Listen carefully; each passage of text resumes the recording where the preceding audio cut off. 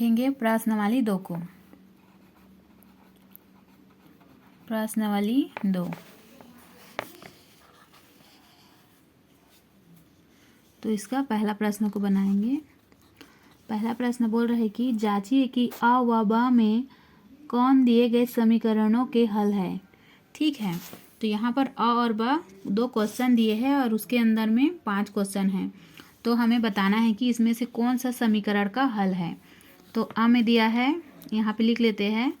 अ में दिया है x बराबर 2 और y बराबर 5, और ब में दिया है x बराबर -1 और y बराबर 3। ठीक है, एक क्वेश्चन के अंदर में ही है। तो इसमें का पहला प्रश्न को बनाएंगे। पहला क्वेश्चन है यहाँ पर x प्लस वाई बराबर 7।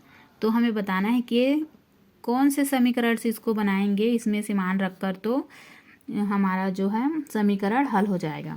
ठीक है, तो इसको हल करेंगे। पहले अ में बनाकर देख लेते हैं, अ से बनता है या ब से। तो पहले अ से बनाकर देखेंगे।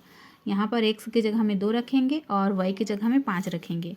तो x की जगह हमें 2 रख लेते हैं, 2 प्लस y की जगह हम 5, 5 बराबर 7। तो 5 और 2 जोड़ेंगे तो 7 बराबर 7। मतलब ये दायां पक्ष है और ये बायां पक्ष है। तो हमारा दायां पक्ष और बायां पक्ष दोनों बराबर है। मतलब इसी से हमारा आंसर बनेगा, इसी से हमारा समीकरण बनेगा। मतलब हमें अ के माध्यम से इसको बनाना है। ठीक है, अब दूसरा को बनाकर देखते हैं। तो दूसरा प्रश्न है 2x प्लस 5y बराबर 13। इसको हम ब से बनाकर देखते हैं।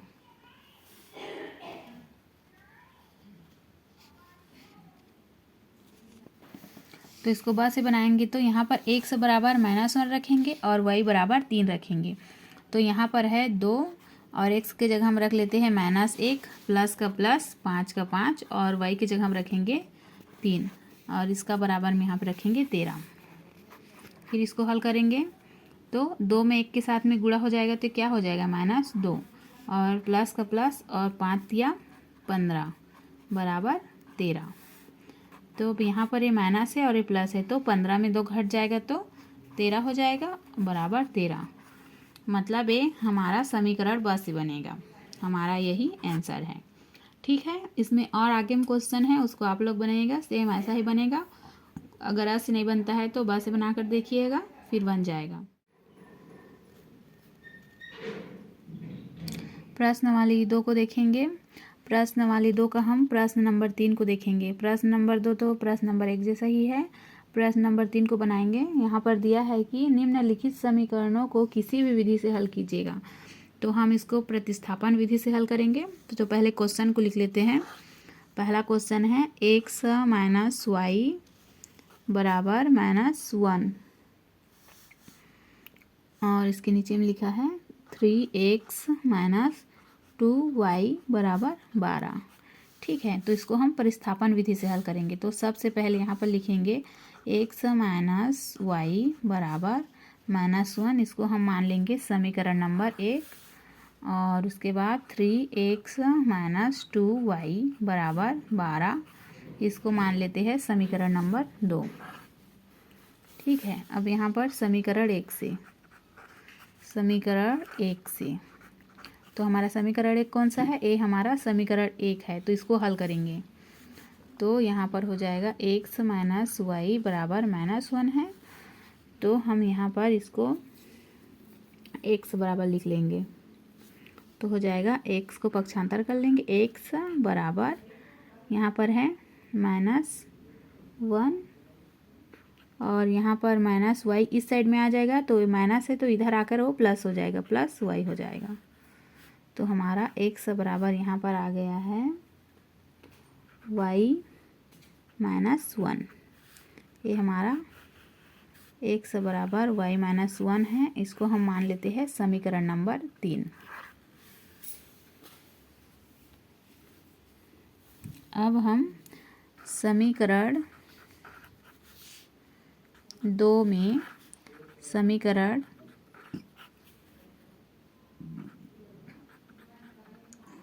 3 का मान रखेंगे।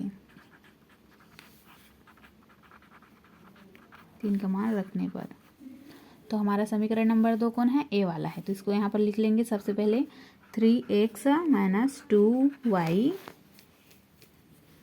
बराबर 12।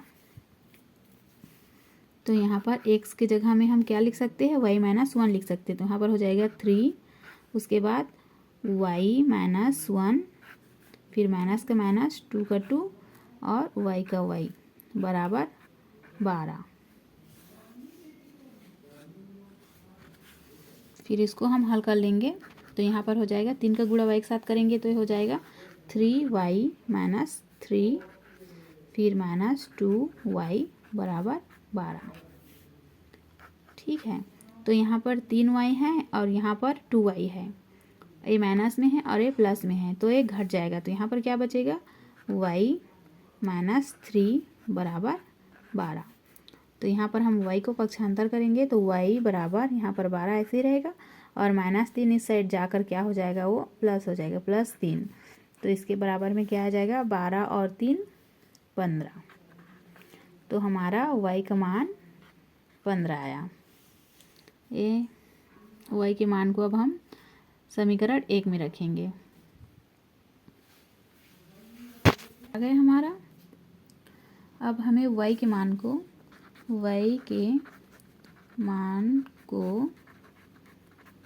समीकरण 3 में रखने पर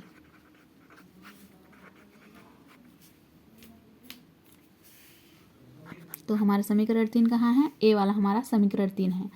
तो यहाँ पर हम लिख देंगे x बराबर y की जगह में क्या आ जाएगा, 15 आ जाएगा, 15 माइनस 1। तो यहाँ पर हो जाएगा x बराबर 15 में 1 गया तो 14। तो हमारा आंसर क्या आया है, y का मान आया है 15 और x का मान आया है 14। यही हमारा आंसर है। आगे के क्वेश्चन इसके भी सेम है, ऐसे ही है, आप लोग बनाइएगा। हम अगले प्रश्नवाली को बनाएंगे। प्रश्नवाली 2 का प्रश्न नंबर 4 को देखेंगे। जैसे प्रश्न नंबर 3 को बना रहे थे वैसे ही है, प्रतिस्थापन विधि से ये भी हल होगा। तो इसका प्रश्न नंबर 4 का मैं चौथा क्वेश्चन को बता रही हूँ। ये थोड़ा सा डिफ़िकल्ट है, इसको आप लोगों को बनाने में समझाऊंगी तो आसानी होगा। ठीक है, तो इस प्रश्न को देखेंगे। तो सबसे पहले हल कर लेते हैं। यहाँ पर लिखा है वर्गमूल 7x प्लस वर्गमूल 11y बराबर 0। इसको मानते हैं हम समीकरण नंबर 1। वर्गमूल 3x माइनस वर्गमूल 5y बराबर 0, इसको मानते हैं हम समीकरण नंबर 2।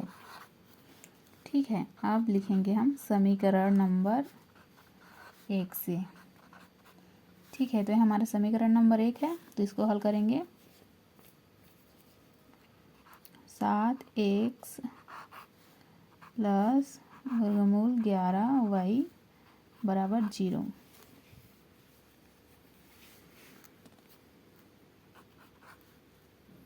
ठीक है, तो यहाँ पर हम लिख लेंगे 11y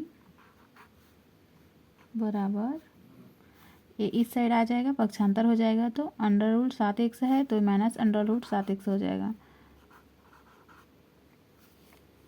ठीक है, अब उसके बाद y को हम पक्षांतर करेंगे तो y बराबर अंडर रूट 7 और यहाँ पे इसको लिख सकते हैं ऐसे अंडर रूट 11 और जो x है उसको यहाँ पर लिख सकते हैं। ठीक है, और ये हमारा हो जाएगा समीकरण नंबर 3।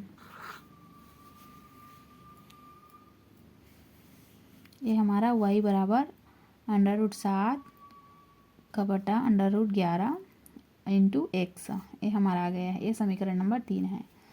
तो y का मान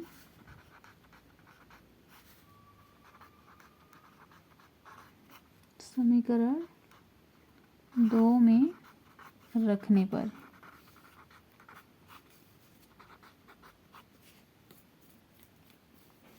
तो हमारा समीकरण नंबर 2 कहाँ है, यहाँ पर है। समीकरण 2 में क्या लिखा है, under root 3x minus under root 5y बराबर 0। तो इसमें हम रखेंगे y के मान को। तो यहाँ पर तो y नहीं है तो ऐसे ही रहेगा, माइनस यहाँ पर हो जाएगा √5 और y की जगह में हम इतना को रखेंगे। तो हो जाएगा, इसको हम कोष्ठक में कर लेते हैं, माइनस में है ये तो यहाँ पर हो जाएगा √7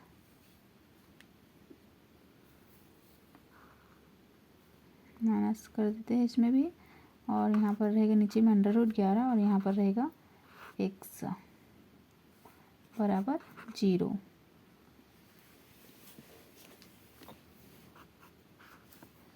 अब यहाँ पर हो जाएगा x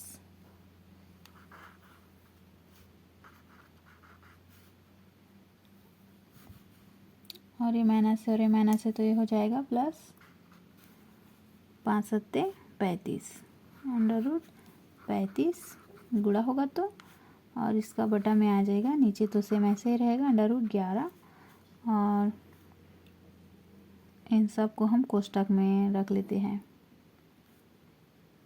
ऐसे ही रख लेते हैं और यहाँ पर आ जाएगा x बराबर 0। अब कोष्ठक में रखेंगे हम,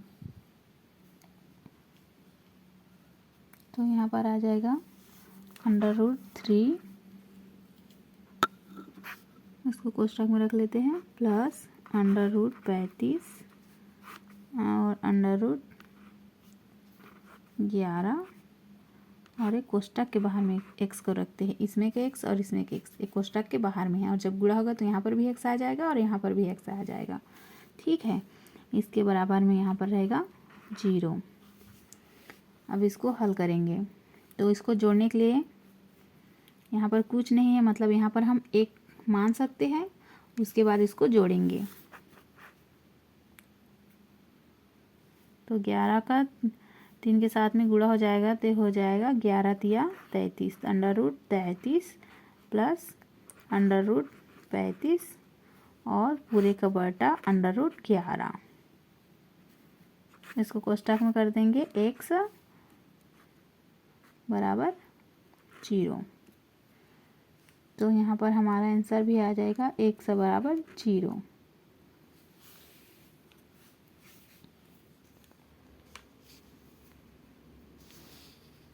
तो यहाँ पर x बराबर 0 आ गया।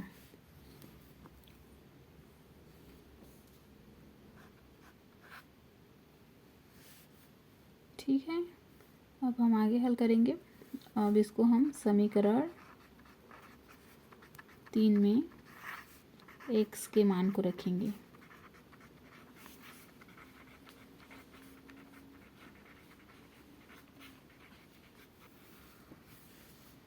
तो हमारा समीकरण नंबर 3 कहाँ है? ऊपर यहाँ पर है, यहाँ पर है y बराबर √7 बटा √11 इंटू x है। तो यहाँ पर हमारा y बराबर √7 और √11 और यहाँ पर आ गया 0 इनके साथ में इंटू है, तो यहाँ पर भी y बराबर 0 आएगा। तो हमारा आंसर x बराबर 0 और y बराबर 0, ये हमारा आंसर है। ठीक है, आगे के क्वेश्चन भी सेम ऐसे ही है, आप लोग बनाइएगा, हल कीजिएगा। प्रश्नवाली 2 का 11 क्वेश्चन को देखेंगे, 11वां नंबर का। ठीक है, तो 11वां नंबर क्वेश्चन में है 5 वर्ष पूर्व मेरी आयु मेरे पुत्र की आयु की तिगुनी थी। 10 वर्ष पश्चात मेरी आयु मेरे पुत्र की आयु की दोगुनी हो जाएगी। मेरी व मेरे पुत्र की वर्तमान आयु ज्ञात कीजिए। ठीक है, तो इसको हम हल करेंगे। तो यहाँ पर लिख लेंगे हम हल। सबसे पहले प्रश्न को अच्छे से पढ़ेंगे, उसके बाद इसको हल करना चालू करेंगे। तो क्वेश्चन में लिखा है मेरी वर्तमान आयु। ठीक है, तो हम सबसे पहले लिख लेंगे मेरी वर्तमान आयु। नहीं दिया है तो हम इसको x मान लेंगे, x वर्ष। ठीक है, इसको x वर्ष मान लेते हैं और यहाँ पर लिख लेते हैं मेरे पुत्र की वर्तमान आयु तो पुत्र की वर्तमान आयु को हम y वर्ष लिख लेते हैं। ठीक है, इतना लिख सकते हैं। इसके बाद क्वेश्चन में बोला गया है कि 5 वर्ष पूर्व मेरी आयु। तो क्या कर सकते हैं, पूर्व है ना, तो यहाँ पर उसको हम घटाएंगे, 100 माइनस 5 लिख देंगे, 5 वर्ष। ठीक है, और मेरे पुत्र की आयु, फिर यहाँ पे लिखेंगे मेरे पुत्र की आयु। तो पुत्र की आयु y वर्ष है, तो यहाँ पर भी y माइनस 5 हो जाएगा। ठीक है, यहाँ तक समझ में आया। अब आगे हम लिखेंगे प्रश्न अनुसार।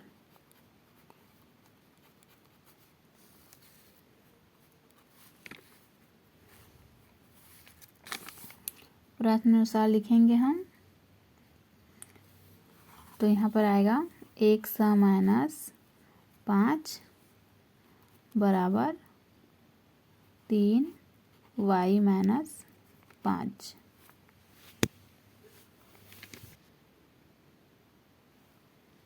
x माइनस 5 बराबर 3, ये कहाँ से है, ये प्रश्न से आया है। प्रश्न में लिखा है ना, 5 वर्ष पूर्व मेरी आयु मेरे पुत्र की आयु की तिगुनी थी। तो x माइनस 5 क्या है, मेरी आयु है 5 वर्ष पूर्व, और उसमें मेरे पुत्र की आयु तिगुनी मतलब 3 लिखे हैं, और यहाँ पर पुत्र की आयु को लिखे हैं। तो ये हमारा ये समीकरण बन गया है। ठीक है, अब इसको हम हल करेंगे आगे। तो ये हो जाएगा 100 माइनस 5 बराबर, इसको हल कर लेंगे तो 3 का गुणा एक साथ करेंगे तो 3y माइनस 3 पंछे 15। अब यहाँ पर हम लिख लेंगे 100, इधर ले आएंगे y को, तो 100 माइनस 3y बराबर माइनस 15, और 5 उस साइड चला जाएगा, तो ये हो जाएगा प्लस 5।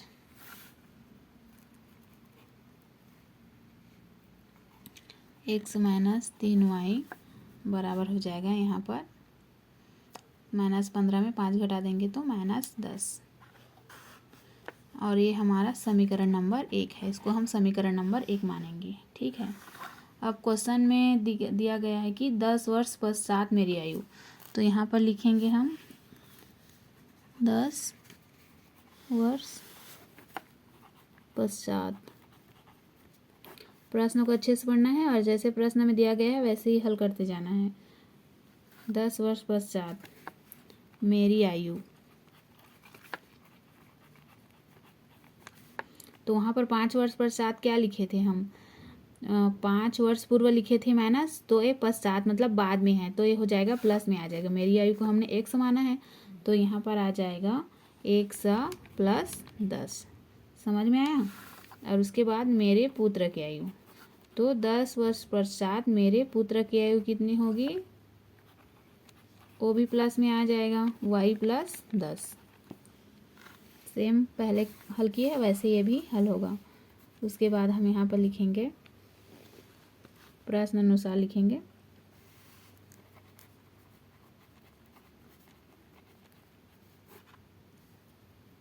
प्रश्न में यहाँ पर लिखा है 2 गुनी लिखा है ना, तो वहाँ पर हम तेगुनी 3 किए थे, तो यहाँ पर 2 करेंगे, तो यहाँ पर आ जाएगा 100 प्लस 10 बराबर 2 गुनी हो जाती है, तो यहाँ पर लिखेंगे 2, और कोष्ठक के अंदर हम लिखेंगे y प्लस 10।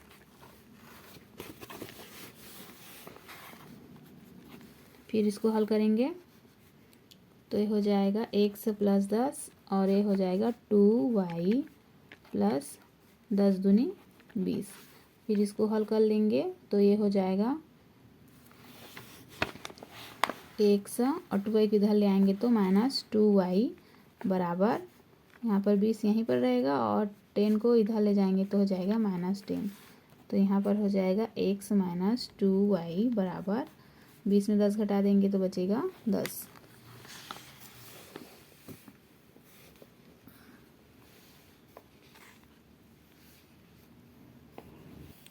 और ये हमारा समीकरण नंबर 2 है, इसे हम समीकरण नंबर 2 मानते हैं। करेंगे प्रतिस्थापन विधि से। प्रतिस्थापन विधि से समीकरण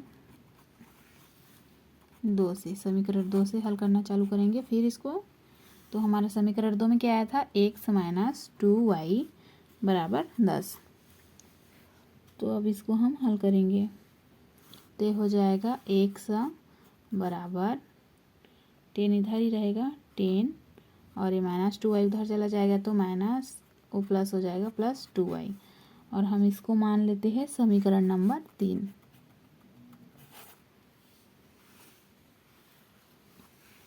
अब यहाँ पर x का मान समीकरण 1 में रखेंगे। समीकरण 1 में रखने पर तो हमारा समीकरण नंबर 1 में रखेंगे x के मान को, तो वहाँ पर आ जाएगा 10, x की जगह में 10 प्लस 2y कोष्टक बंद माइनस 3y बराबर माइनस 10। ठीक है, अब इसको हल करेंगे तो यहाँ पर आ जाएगा 10 प्लस 2y माइनस 3y बराबर माइनस 10। अब यहाँ पर हो जाएगा 2y और 3y है तो माइनस 3y में एक 2y को हम घटा देंगे तो यहाँ पर बचेगा माइनस y ही बचेगा ना। माइनस y बराबर, इधर क्या है माइनस 10 है और ये 10 उस साइड में चला जाएगा तो ये भी माइनस में हो जाएगा। अभी प्लस में है, इधर आकर माइनस में हो जाएगा। फिर यहाँ पर हो जाएगा माइनस y बराबर माइनस 20। y बराबर, इसमें का माइनस और इसमें का माइनस कट जाएगा तो y बराबर यहाँ पर 20 आ जाएगा। ये हमारा y का मान है। y बराबर क्या आ गया, 20 वर्ष आ गया। ठीक है, अब हम y के मान को समीकरण 3 में रखेंगे। रखने पर तो हमारा समीकरण नंबर 3 ए है, x बराबर 10 प्लस 2y, तो यहाँ पर रखेंगे तो यहाँ पर आ जाएगा x बराबर 10 प्लस 2 और y का मान है हमारा 20, तो यहाँ पर 20 लिख लेंगे। फिर इसको हल करेंगे, x बराबर 10 प्लस 20 दूनी 40, तो यहाँ पर आ जाएगा x बराबर 50 वर्ष।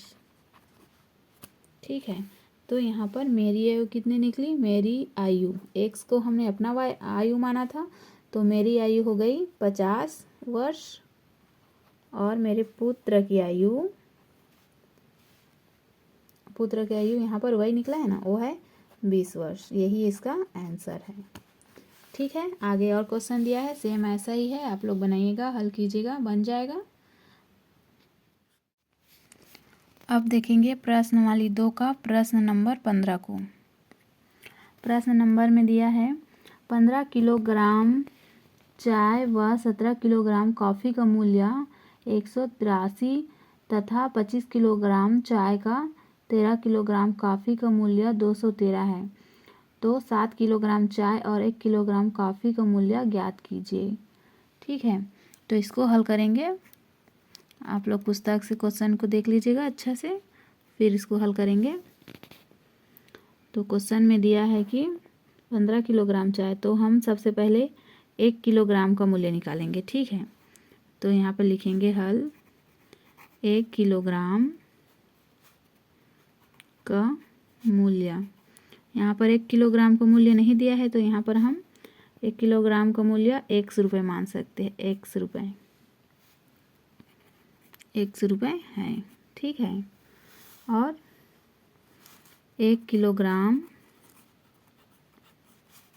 कॉफ़ी का मूल्य, ये चाय का मूल्य है और ये कॉफ़ी का मूल्य है,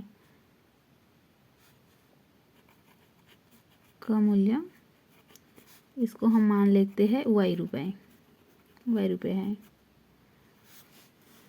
अतः प्रश्न से 15 किलोग्राम चाय का मूल्य, 15 किलोग्राम चाय का मूल्य बराबर हो जाएगा 15 किलो का 15 और 1 किलोग्राम के x है तो 15 का क्या हो जाएगा 15x।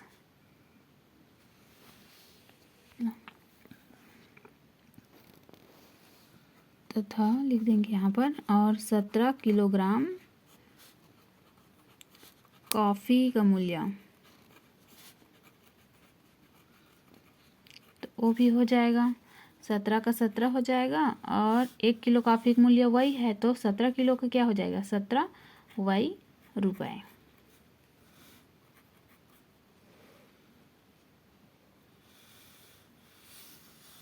ठीक, अब लिखेंगे हम प्रश्न अनुसार।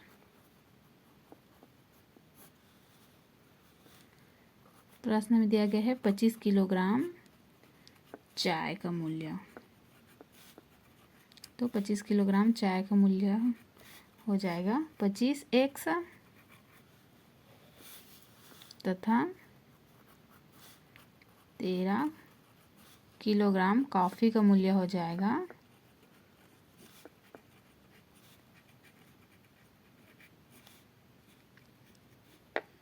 13 किलो है तो भी हो जाएगा 13y। ठीक है, इतना तक समझ में आया। फिर आगे बोला गया है 7 किलोग्राम चाय का मूल्य, तो 7 किलोग्राम चाय का मूल्य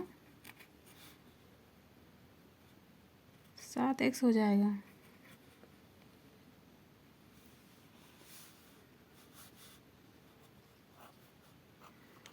और 1 किलोग्राम कॉफ़ी का मूल्य y हो जाएगा। तो अब हम इसको प्रतिस्थापन विधि से हल करेंगे।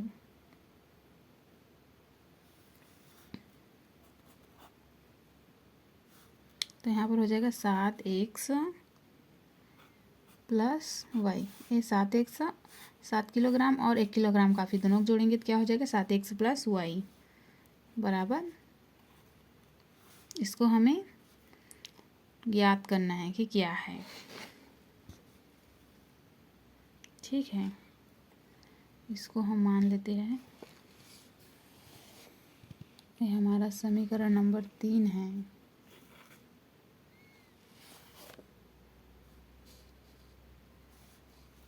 और ये हमारा ये वाला समीकरण नंबर 1 है।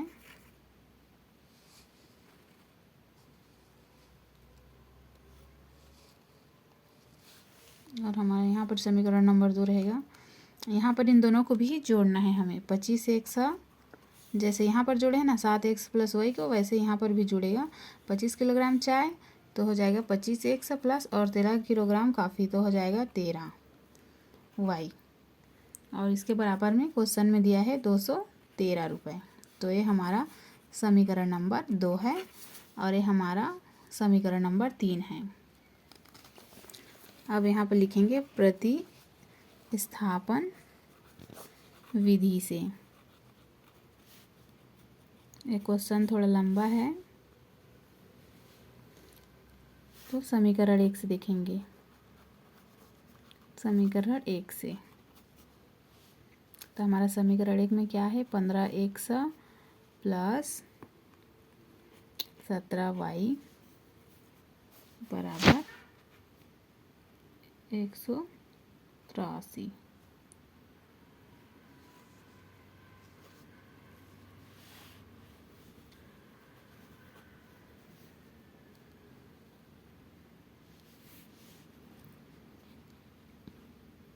तो अब यहाँ पर इसको हल करेंगे तो हो जाएगा 17y बराबर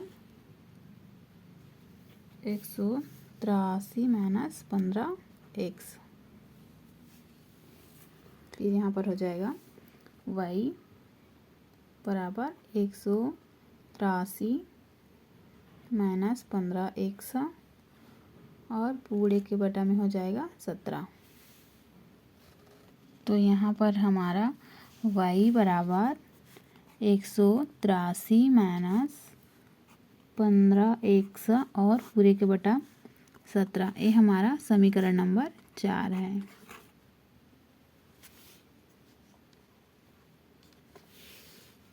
y का मान आ गया ना। y का मान समीकरण 2 में रखने पर, तो हमारा समीकरण नंबर 2 में रखेंगे y के मान को। तो समीकरण 2 क्या था हमारा, उसको यहाँ पर लिख लेंगे 25 100 प्लस 13y बराबर 213। ये हमारा समीकरण नंबर 2 था। तो अब इसमें हम y के मान को रखेंगे। y के मान ये है, इसको रखेंगे। तो यहाँ पर आ जाएगा 25 का 25 100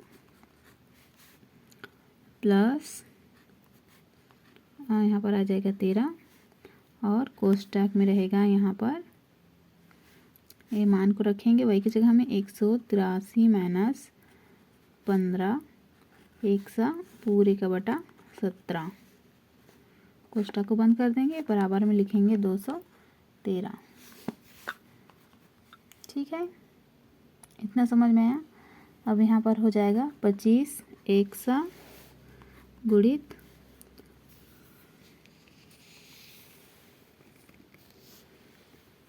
17 प्लस 13 183 माइनस 15 x बराबर यहाँ पर हो जाएगा 213 गुणित 17। ये 17 है, इसके साथ में इधर भाग था तो यहाँ पर आकर ये गुणा हो गया है। 17 को हमने इसके साथ में गुणा कर लिया है।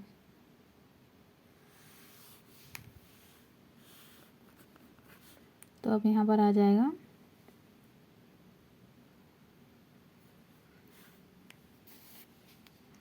25 x का गुणा 17 के साथ करेंगे तो यहाँ पर आ जाएगा 425 x प्लस 13 का गुणा करेंगे 183 के साथ में, तो यहाँ पर आ जाएगा 2379 माइनस 13 15 195 और x का 100 बराबर यहाँ पर 213 गुणित 17 करेंगे तो यहाँ पर आ जाएगा 3621। इसको आप लोग रफ कार्य में गुणा और कर सकते हैं। फिर यहाँ पर जो एक से एक है तो जुड़ेगा उसको जोड़ेंगे और जो घटेगा उसको घटाएंगे। तो यहाँ पर आ जाएगा 425 एक समय हम 195 x को घटा देंगे तो यहाँ पर आ जाएगा हमारे पास 230 x बराबर, यहाँ पर ये प्लस है तो इस साइड में जाकर ये माइनस हो गया है। तो 3621 में 2379 को घटाएंगे तो यहाँ पर आएगा 1242। अब यहाँ पर हो जाएगा x बराबर 1242 बटा 230। अब इसको हम कटा लेंगे, 2 एकम 2 और 2 एकम 2 और इसमें एक बच गया तो 2 पंच 6 10 और 2 छक्का 12 2 दूनी 4 और 2 एकम 2। फिर 115 को कटा लेंगे, 115 एकम 115 और 115 पच्छे 115 एकम 115 हो जाएगा और यहाँ पर 115 पच्छे 575 होगा। फिर 575 में हम 621 को 575 में घटा देंगे तो 460 बचेगा। फिर 115 चौक 460 होता है, फिर कट जाएगा। मतलब यहाँ हमारा x बराबर 5.4 आया है। उसके बाद हम यहाँ पर x के मान को रखेंगे, तो यहाँ पर लिखेंगे x का मान समीकरण 4 में रखने पर, ठीक है। समीकरण 4 में इसको रखेंगे तो समीकरण 4 में क्या है, y बराबर 183 माइनस 15 गुणित, यहाँ पर है x, तो x की जगह हम लिख सकते हैं 5.4 पूरे का बटा है 17। फिर यहाँ पर लिखेंगे हम y बराबर 183 माइनस 15 गुणित 5.4 और पूरे का बटा 17। यहाँ पर आ जाएगा 183 माइनस, इसको हम गुणा करेंगे तो यहाँ पर ये आ जाएगा 81 और पूरे का बटा 17।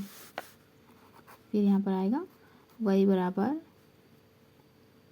183 में 81 घटा देंगे तो यहाँ पर आ जाएगा 102/17, तो 17 एकम 17, 17 छक्का 102, y बराबर 6। ये हमारा y का मान है। अब यहाँ पर x और y का मान समीकरण 3 में रखने पर,